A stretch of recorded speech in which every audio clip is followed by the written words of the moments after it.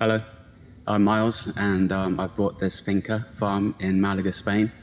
And in this intro video, I'd like to explain to you why I've done this and bought it, sort of finishing my career in IT and buying a farm. And then two, what I think this channel will give to anyone. And so, why I bought it? Well, I've been looking to a number of push and pull reasons, but really I was looking to get something where I could increase consciousness, plant life, animal life, get it more interesting as a piece of land. And I initially thought of like 3D printing out of the plastic garbage patch in the Pacific and just making sort of 3D printer out there. I thought, well, I'll be extremely remote, it'll be extremely difficult, and I get seasick, and I don't like, I think it'll be awful. But yeah, I think it's something for future adventurers to do. So I thought I'd do it on land. I've always liked Latin culture, Latin America, Spanish culture, did Spanish at school. So I looked within that area. I looked in Alicante. It just wasn't the right piece of land at the time I was looking. And then I was looking in Colombia, Mexico. I went to Texas and Florida, what you call Texas and Florida, which are half Spanish. If you ever go there, you'll feel that. And yeah, America didn't really appeal. It was very brusque. So I happened to land there, catch a slight cold, and I was like, ugh, all these big motor V8s going everywhere. Everyone had their own piece of land. I'm sure I could have made it work there, but anyway, this was a lot closer as well. So I've got friends and family in the UK, not many, but quick flight hops, I'll be able to go back and forth. Whereas transatlantic, it's 600 minimum for some flights, and that's without connections, and that's out of busy times. So yeah, I'll be going through things like that. So I chose eventually Malaga super city on the Mediterranean. Overlook it here at the farm, and I can see the airplanes coming off the airport runways. And I can see the Mediterranean just about most days. So it's a really nice site. I like being close to the city. And back to the land aspect, it's also sort of in the middle. So I was inspired a little bit by the Andrew Millison videos on YouTube, where they're taking the Sahara and doing horseshoes and crescents, and then catching the water and the wind and managing to turn it into productive land. So that's very inspirational. I was thinking about doing something similar. And this is kind of like, or I could just jump down and buy some sort of land in the river basin where it's already fertile, but then would be such a challenge and be like, well, this is my original point of trying to increase the consciousness somewhere.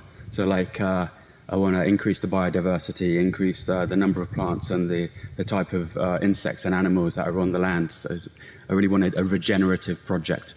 And this is half and half. So, you know, this hill here is that particular piece definitely mine.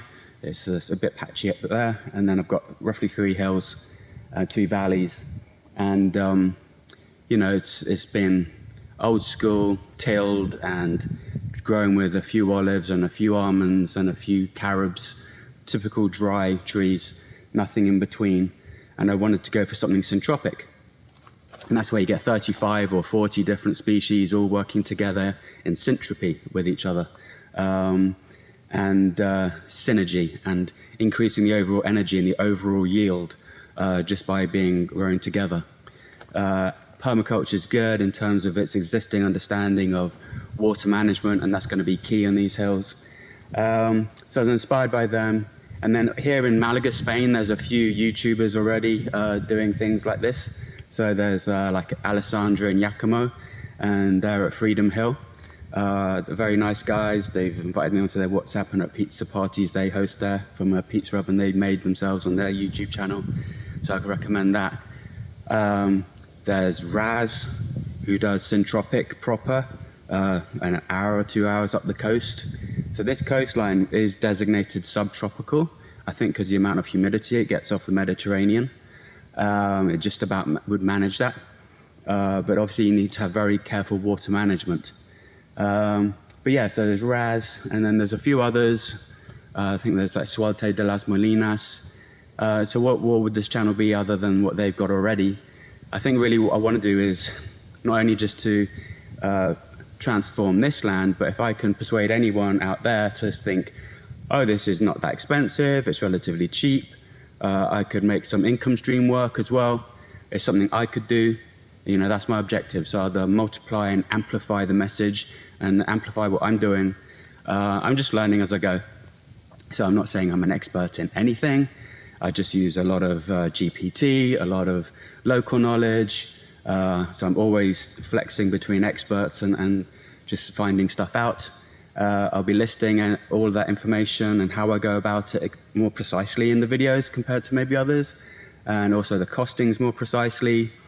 And just try to guide anyone who's thinking about this through the process so that, you know, if you are in that sort of 5% of people who are on the edge and brink and thinking of leaving the existing career or giving it a go, or you've got the opportunity to release some value in your house like I did and give this a bash, you know, this is the channel for you, I think.